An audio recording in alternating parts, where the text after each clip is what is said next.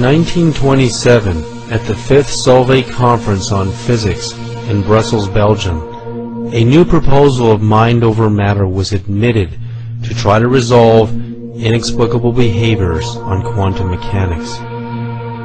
With the greatest minds in physics attending, such as Einstein, Pauli, Dirac, Bohr, Heisenberg, Curie, de Broglie, Schrödinger, just to name a few, the subject of consciousness and the atomic world was at hand.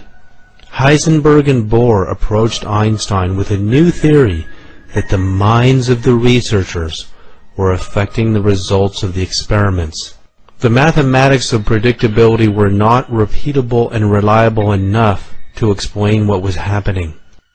Einstein could not accept this at first because it violated all mathematical models. Years later, he admitted it was happening. Einstein said, "Anyone who becomes seriously involved in the pursuit of science becomes convinced that there is a spirit manifest in the laws of the universe, a spirit vastly superior to that of man." A spirit is not a mechanical force like gravity, electromagnetism, or the strong and the weak forces. A spirit is consciousness. So for Einstein to have made this great transformation can only mean that something convinced him that it was really happening, that the universe is alive, and we are part of it. Did great powers hide the truth about what was discovered at the conference because they knew they could not control us if we knew the secret powers of our minds and collective consciousness? All matter originates and exists only by virtue of a force. We must assume behind this force is the existence of a conscious and intelligent mind.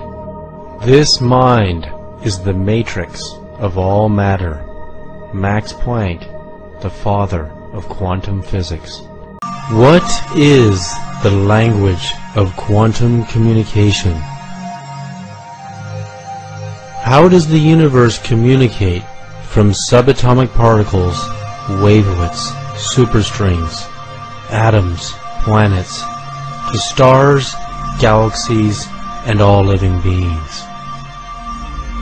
Is there a communicative symphony happening all the time that remains invisible to our current technology and awareness?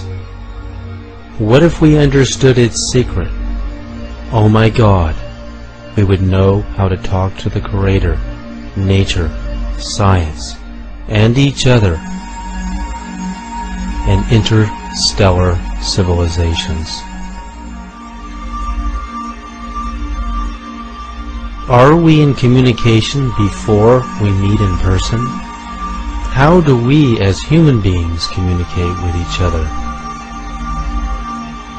How do we find our true love, life partners, our soul matches, our families, business partners, our careers, teachers, and life purpose?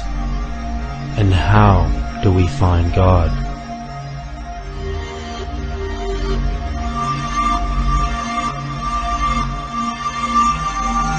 Super athletes and psychics and healers and telepaths have much higher body voltage than the average person. Dr. William Tiller conducted human voltage studies on human beings who were Qigong masters or healers, demonstrating extrasensory abilities.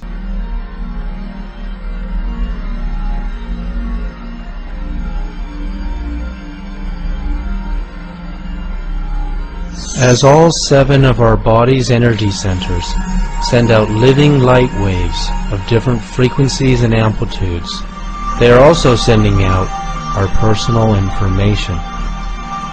This means our inner spiritual architecture represents a personal signature of our knowledge, experiences, desires, feelings, true intentions, and deepest thoughts. This signature will be met with a response, whether we are conscious of it or not. The people we meet And the spiritual experiences we attract by coincidences may not actually be coincidences. They may be the results of our personal broadcasting, the DNA code. For the first time in history, Dr. Bruce Lipton is proving that we can actually reprogram our DNA if we are dissatisfied with our blueprint, and broadcast a new message about ourselves to the universe.